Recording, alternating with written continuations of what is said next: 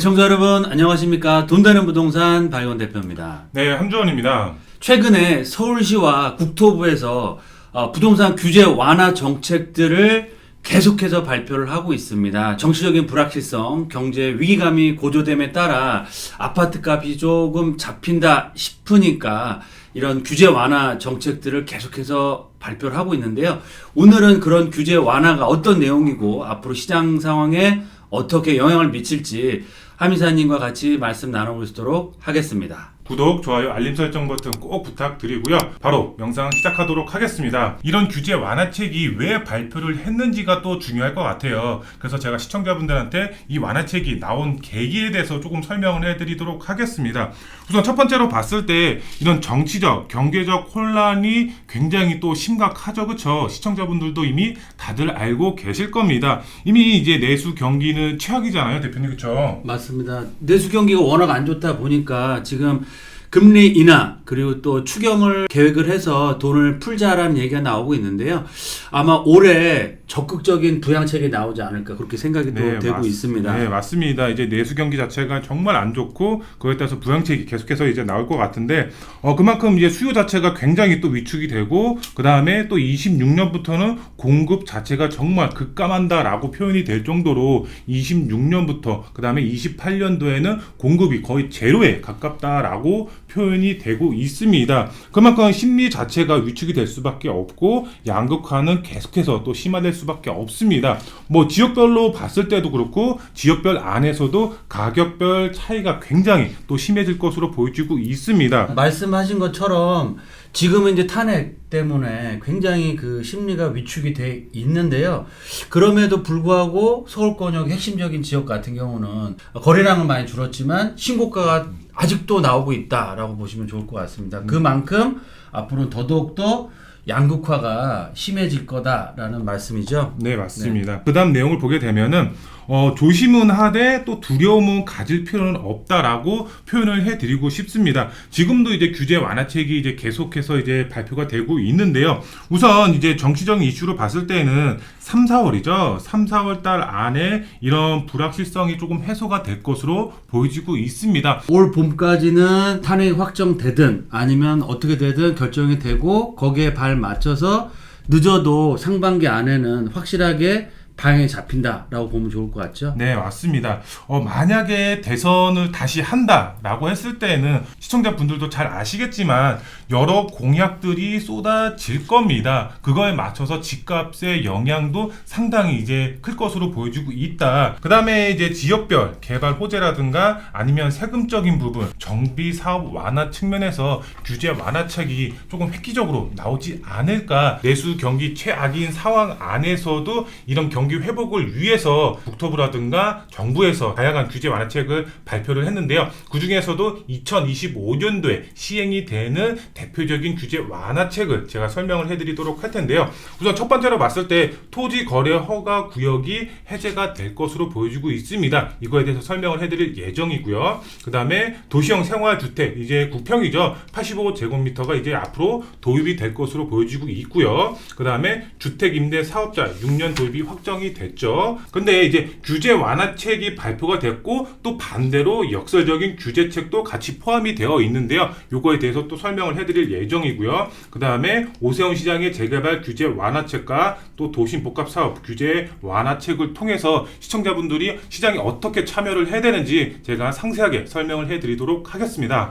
먼저 토지거래 허가구역이 해제될 가능성이 크다라는 기사가 계속 나오고 있습니다. 그래서 지금 목동이나 여의도, 강남권 같은 경우는 토지거래 허가구역으로 묶여있는 지역에서 지금 굉장히 많은 관심들이 있는데요.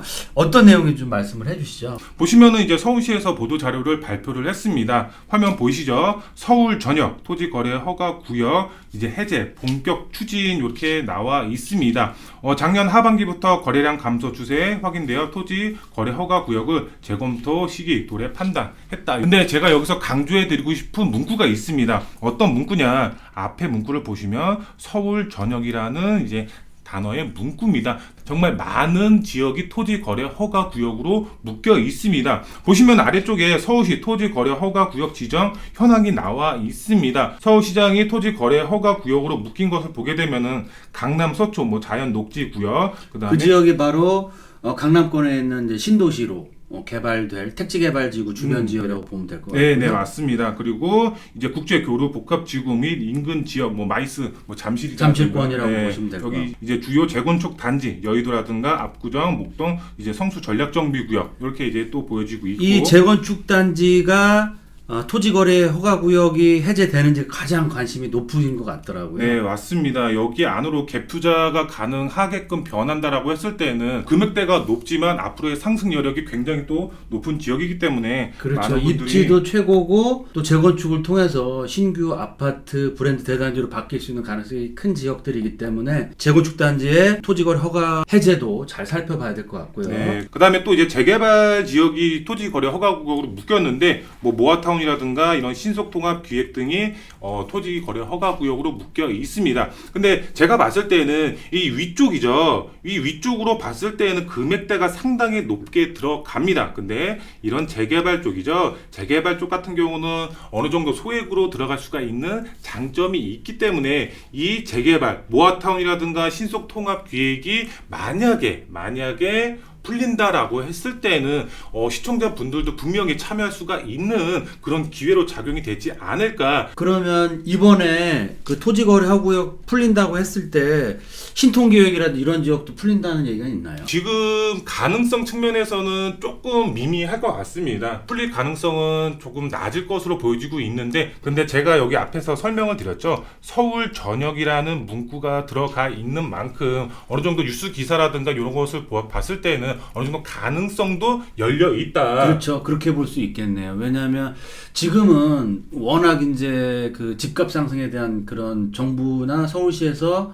걱정을 많이 해주고 있지만 앞으로 내수 경기가 더 안 좋아지고 경기가 더 악화가 됐을 때는 이제 하락을 막아야 되는 상황이고, 네, 또 맞습니다. 투기에 대한 그런 우려가 없어지면 신통기획이라든지 재개발 지역도 해제될 가능성은 있다라고 보시면 좋을 것 같습니다. 네, 그렇죠? 맞습니다. 그래서 시청자분들도 만약에 시장 모니터링을 정말 꾸준히 잘 하셔서 토지거래 허가 구역이 풀렸다, 그럼 바로 참여하시는 시청자분들이 되셨으면 정말 좋을 것 같아요. 우선 이제 토지거래 허가 구역 자체가 정부 자체에서 집값 상승이 될 것이다라고 찍어준 좌표라고 보시면 될 것 같아요. 그만큼 이제 토지거래 허가 구역이기 때문에 거래량은 그만큼 적을 수밖에 없습니다. 하지만 이미 여긴 상승할 것이다 라고 이미 좌표를 찍어줬기 때문에 신고가는 앞서서 이제 말씀을 드렸지만 계속해서 속출이 되고 있다. 어느 정도 이제 토지 거래 허가 구역으로 묶였기 때문에 반사 이익을 받는 지역들도 많이 있죠. 반포라든가 이쪽 지역 같은 경우는 압구정 못 들어가니까 반포로 들어가고 이런 경우가 이제 계속해서 속출이 되면서 신고가가 나오고 있다. 그만큼 강남 핵심 지역이라든가 재건축 한강변 개발 지역 같은 경우 풀린다라고 했을 때에는 많은 이제 집값 상승이 이루어질 수도 있다. 수요가 생길 수도 있다. 그만큼 토지 거래 허가 구역을 묶은 이유가 집값이 급등하기 때문에, 그 다음에 이런 집값이 급등하는 이유는 투기를 하기 때문에, 그래서 투기 방지 대책을 위해서 토지거래 허가구역으로 묶었는데요. 그 이유 자체가 신도시 택지지구 지가 상승 억제 목적을 위해서 이렇게 토지거래 허가구역으로 묶었다. 서울 핵심 지역이죠. 쏠림 현상이 생길 수밖에 없고 그만큼 앞으로의 양극화가 심화될 수밖에 없다. 지금 토지거래 허가구역 묶여있는 지역이 한강변이나 강남권역 핵심적인 지역의 재건축 아파트 재개발 지역, 신통기획 지역인데, 이런 지역들의 토지거래 허가구역이 풀리면 이제 실거주 안 하고 전세를 안고 투자할 수도 있기 때문에, 그렇죠. 서울에서도 양극화, 초양극화가 더욱더 심해질 수 있는 상황이 계속적으로 이루어지고 있다. 투자를 하실 때는 항상 선택과 집중, 최선의 지역, 내가 선택할 수 있는 최선의 지역을 선정하시고 투자하는 게 또 중요한 포인트다라고 말씀을 드리겠고요. 네, 이사님, 시청자님들이 가장 궁금해하는 내용일 수 있겠는데요. 주임사에 대한 완화와 규제 정책이 또 새롭게 나왔다고 하는데, 네, 어떤 맞습니다. 내용이죠? 주택임대 사업자, 전에도 이제 제가 완화책에 대해서 이제 업로드를 해드렸고, 다양한 설명을 해드렸는데, 완화책을 보시게 되면은, 우선 기본적으로 봤을 때, 요번에 단기 6년이 도입이 이제 확정이 됐습니다. 올해 이제 6월이죠. 6월 달부터 이제 시행이 돼서, 많은 분들이 이제 등록을 하실 것으로 예상이 되고 있는데, 그런데 단기 6년 안에 도입이 되면서 지방세 특례법이 개정이 됐습니다. 여기 보시면은, 정말 중요한 문구가 있습니다. 중요한 문구를 보시게 되면은 임대 사업자가 임대할 목적으로 건축주로부터 실제 입주한 사실이 없는 이렇게 나와 있습니다. 그전에는 이 문구가 없었는데요. 요번에 신설이 됐습니다. 입주한 사실이 없는 주택이어야지만 취득세 혜택을 볼 수가 있다. 취득세 혜택을 2027년까지 감면한다. 이렇게 나와 있습니다. 그만큼 이제 이 문구를 확인을 못했다. 그러면은 이제 본인 잘못이 되겠죠. 시청자분들 잘 알고 계셔야 된다. 네, 그리고 이제 다음 또 이제 법이 개정에 대한 부분이 있는데 주택수 제외 지방세법 이제 시행령이 개정이 된 부분인데요. 2024년도 1월 10일부터 2027년도 12월 31일까지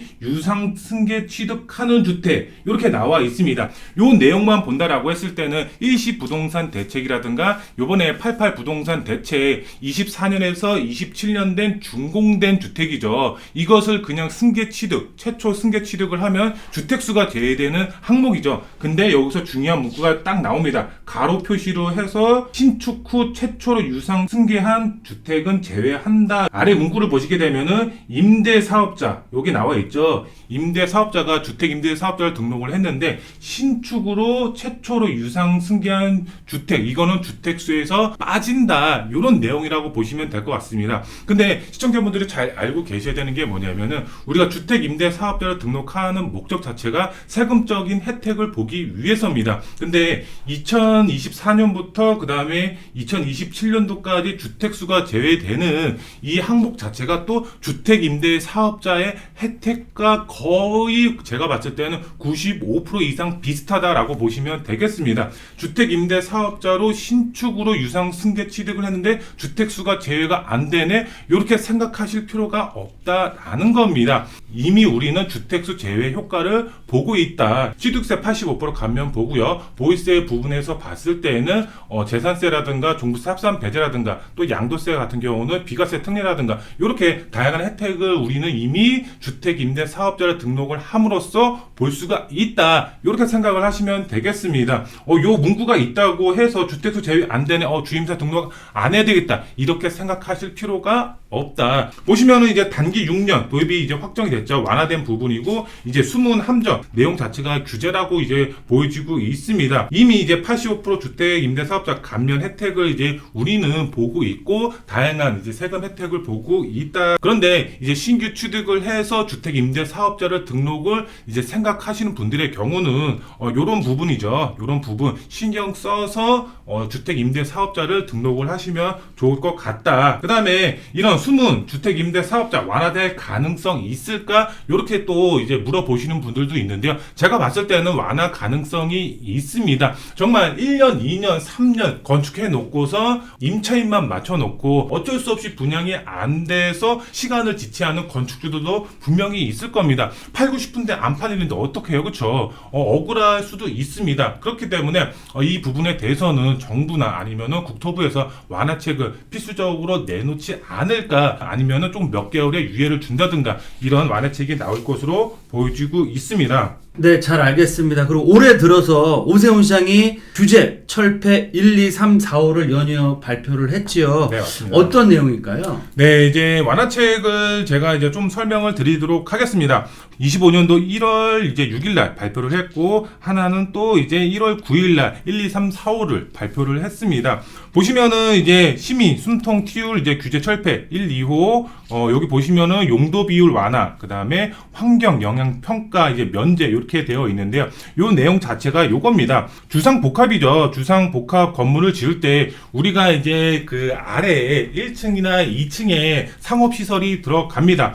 기본적으로 봤을 때는 20%가 들어갑니다. 근데 이것을 몇 프로로 10%로 완화를 한다라고 보시면 될 것 같고 준주거 지역 같은 경우는 폐지를 한다라고 보시면 되겠습니다. 그런데 이게 왜 획기적이냐 보시면은 우선 상업 지역이라든가 준주거 지역에 이것을 폐지를 해서 아니면은 완화를 한다라고 했을 때는 상가를 빼고 당연히 일반 분양분이 늘어나는 거겠죠. 네, 보시는 것처럼 예를 들어 주상복합을 지었다라고 했을 때 그만큼 상가를 분양 안 하고 주거시설을 분양할 수 있기 때문에 사업성도 좋아지고요. 아시는 것처럼 최근에 이제 상가 시장이 너무 안 좋지 않습니까? 그쵸. 그래서 사업성을 늘릴 수 있고 또 준주거 지역 같은 경우는 아예 상업 시설을 안 지어도 된다. 뭐 그런 내용들이고요. 이런 내용들로 인해서 재건축 단지에서도 아예 상가를 줄이거나 뭐 빼거나 해서 정비 사업을 좀 더 수익성을 높여서 빨리 간다라는 그런 이슈들도 계속해서 나오고 있다. 네, 그러면 이제 그 다음 내용을 보게 되면은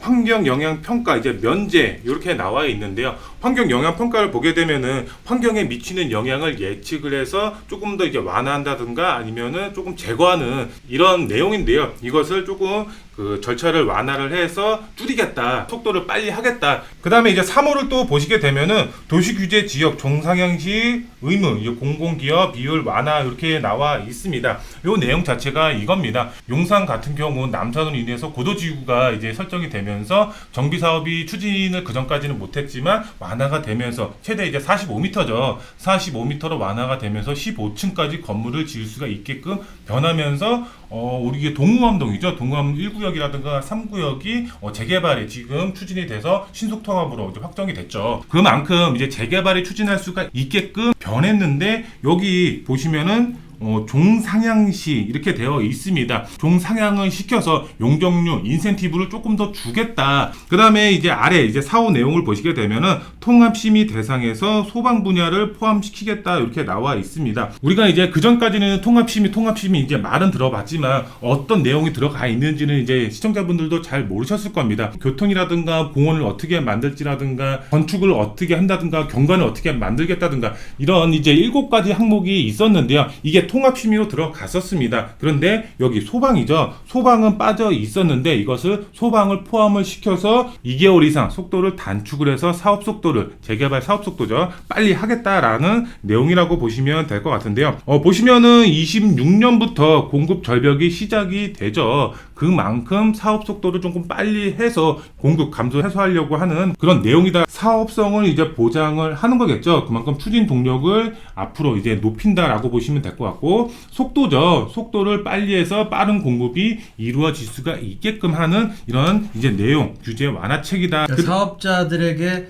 인센티브 당근을 주는 거죠. 네, 그래서 맞습니다. 종상향을 하면 어떻게 보면 혜택이 가는 건데 조합원들에게 그럼 그 혜택을 다 갖고 가는 게 아니고 많이 줄여서 사업성을 늘려서 사업 진행이 빨리 될 수 있도록 또 속도 또한 이런 여러 가지 심의라든지 이런 것도 통합을 하다 보니까 뭐 3, 4년 정도 더 빨리 할 수 있기 때문에 재개발이라든지 재건축의 사업 속도가 빨라질 수 있다라고 네, 보면 되는 거죠. 그리고 이제 지금도 이제 뭐 많은 분들 알고 계시겠지만 정비 사업이 서울권역 안에서 많이 추진이 되고 있고 또 구역 지정이 되고 있고 그런데 제가 봤을 때는 앞으로도 신규로 더 많은 지역이 추진이 될 것으로 보여지고 있다. 그 다음에 이제 더 다양한 완화책이 나올 수밖에 없다. 세금적으로도 이제 완화책이 나올 것으로 보여지고 있고 아니면은 지금처럼 정비 사업 속도라든가 아니면 사업성을 좀 더 높일 수가 있는 이런 완화책이 나오지 않을까. 그리고 아파트라든가 이런 빌라 획기적인 완화책이 또 추가적으로 발표가 되지 않을까. 네, 경기가 또 안 좋아지면 규제 완화는 계속해서 나올 수밖에 없는 상황이고요. 특히 재개발 지역이 굉장히 많이 늘어나고 있습니다. 작년 말까지 해서 서울시에서 거의 300군데 정도가 재개발과 재건축 사업을 추진하고 있는데요. 재개발 지역들은 굉장히 많이 늘어나고 있지만 상대적으로 사업 진행 속도가 안 나고 있습니다. 그 안 나고 있는 가장 큰 이유 중에 하나가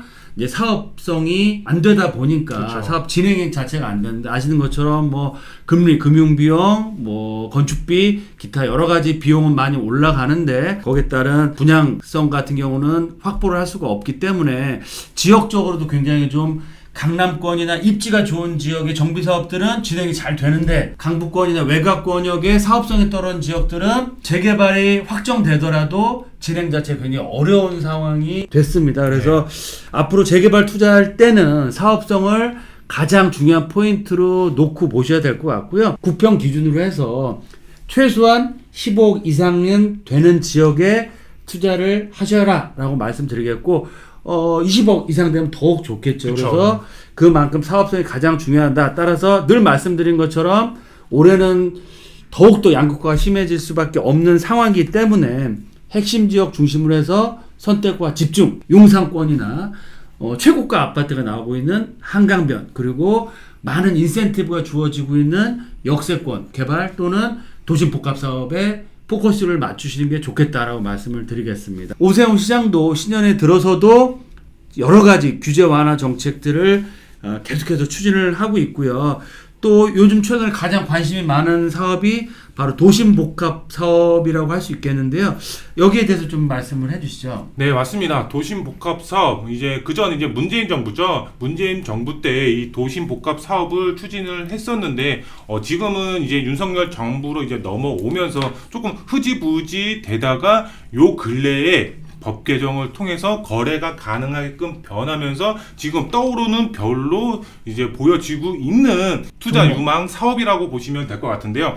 보시면 이제 도시정비법, 민간임대주택법, 그 다음에 공공주택특별법이 요번에 개정이 됐습니다. 본회의 통과가 돼서 올 7월에 이제 확정적으로 거래가 가능하게끔 변했는데요. 보시면은 이제 무주택자만 이제 한 번만 거래가 가능하다라는 제한은 있습니다. 하지만 우리나라에 무주택자 분들 얼마나 많아요, 그렇죠? 그러니까 이 무주택자다 이러면은 한 번쯤 도전해 보시면은 상당히 좋은 이제 사업이라고 보시면 될 것 같고, 그리고 도심복합 사업을 투자하고 싶어도 투자를 못했던 게 권리선정의 기준으로 해가서 현금 청산자가 되니까 하고 싶어도 못하고 거래 자체가 끊겨서 도심복합 사업이 추진도 안 되고 투자자들에게 관심을 못 받았는데 이제 가장 큰 변화가 거래가 가능해졌다라고 보면 되죠. 네, 맞습니다. 네, 그리고 또 어떤 내용이 있죠? 그리고 이제 기간을 조금 설명을 드리고 싶은데요.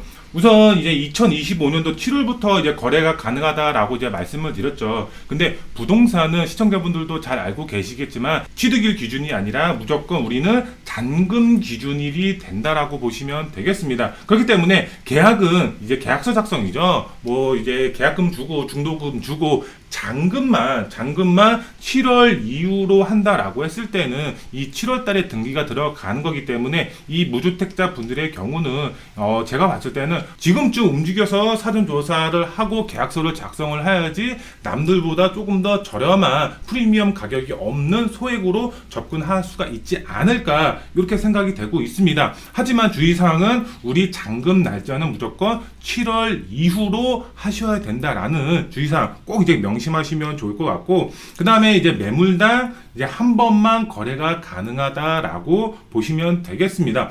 이게 무슨 소리야 할 수도 있겠는데요. 우선 이제 무주택자 분들이죠. 무주택자 분들이 만약에 이제 매물을 이제 산 거죠. 그렇죠? 매수를 하신 겁니다. 근데 솔직히 조금 마음에 안 드는데 이렇게 생각하실 수도 있습니다. 근데 이것을 팔 수가 있느냐? 팔 수가 없습니다. 거래하고 싶어서 피 받고 다시 팔고 싶은데 이것은 법적으로 또 막혀 있습니다. 딱 한 번만 가능한 거네요. 네, 맞습니다. 투자를 하실 때 무주택자분이 정말 아파트를 입주한다라고 생각하시고 투자를 하셔야 되겠네요. 네, 맞습니다.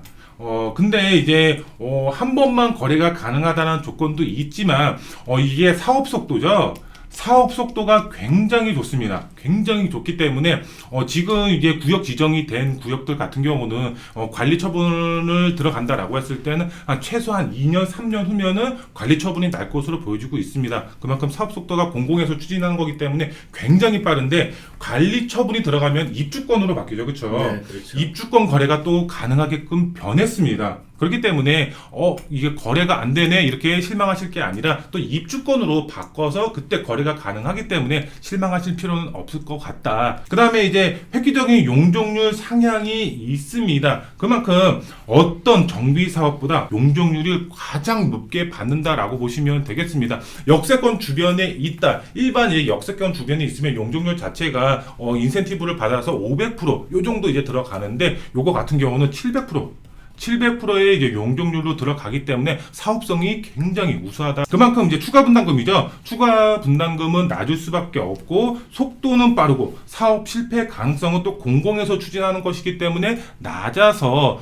안정적으로 투자가 가능한 그런 이제 정비 사업 방식이다. 제가 봤을 때는 서울권역 안에 많은 이제 공공 재개발 지역이 있는데 이런 지역들 눈여겨 보셔서 구역 지정이 된 구역을 빨리 임장 활동을 해보시고 알아보시면 정말 제가 봤을 때는 요번에 별 5개 드리고 싶은 이런 정비 사업 투자 방식이지 않을까 이렇게 생각이 되고 있습니다. 정말 그 주택이 없는 분들 중에서 소액으로 빨리 한 5, 6년 안에 입주까지도 바라본다라고 했을 때는 도심 복합사업지를 눈여겨보시고 상반기에 저가 매수를 하시는 게 좋겠다라고 저도 생각이 들고 있고요. 올해 정말 가장 투자 가치가 높은 종목이지 않을까라고 생각이 됩니다. 특히 또 예를 들어서 여신 역세권 같은 경우도 지금 더블 역세권 3호선 6호선에 이번에 또 그 GTX가 개통됨으로 해서 트리플 역세권, 또 여신내 복합 사업 지역 또한 단지도 굉장히 크고 네. 소액으로 접근할 수 있죠. 네, 맞습니다. 2,500세대로 개발이 되고 소액 정말 이제 1억 이하로도 가능한 매물이 있을 겁니다. 지금쯤이면 아니면은 뭐 1억 플러스 마이너스 정도 될 것 같은데 지금까지는 거래가 없었기 때문에 거래 금액이 얼마인지는 알 수는 없습니다. 하지만 거래가 가능해진다라고 했을 때는 어느 정도 이런 매물이 이제 유입이 되면서 가격이 형성이 되지 않을까. 연신내 역세권 입주는 어느 정도 예상되고 있나요? 이제 입주 같은 경우는 올해 이제 구역 지정이 됐습니다. 올 초에 구역 지정이 됐기 때문에 5년, 6년 후라고 했을 때는 GTX 삼성역 개통의 시기가 맞물려서 제가 봤을 때는 5, 6년 후면은 이쪽 지가가 정말 폭발적으로 상승이 되지 않을까 이렇게 생각이 되고 있습니다. 눈여겨봐야 될 지역 중에 여신내 역세권이 들어간다. 네, 맞습니다. 좋겠네요.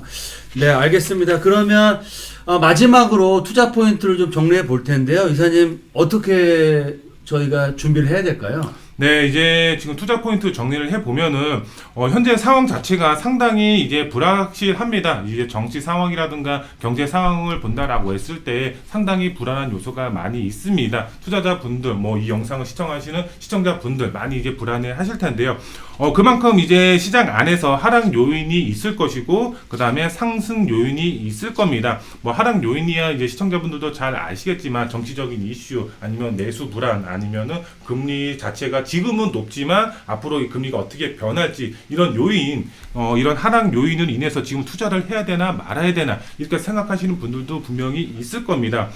상승 요인으로 본다라고 했을 때는 앞으로의 이제 규제 완화책으로 인해서 어느 정도 이제 수요 자체가 이제 몰리면서 가격이 올라가지 않을까, 공급 부족으로 인해서 재개발 투자를 했을 때 아파트로 변할 수가 있는 재개발 지역 투자를 해볼까 이렇게 생각하시는 분들도 분명히 있을 겁니다. 하지만 제가 이제 확실하게 말씀을 드리고 싶은 것은 단기적인 측면이 아니라 장기적인 측면으로 포트폴리오를 만들어서 투자 계획을 세우시는 게 수익적인 측면에서 조금 더 유리하지 않을까. 정치적 상황 이제 상반기 내 해결될 가능성이 상당히 높습니다. 그만큼 이제 지금 자체의 경기 자체 내수 불안 이런 걸로 인해서 제가 봤을 때는 정부 자체에서도 과감한 부동산 경제 완화책이 발표가 될 것으로 보여지고 있습니다.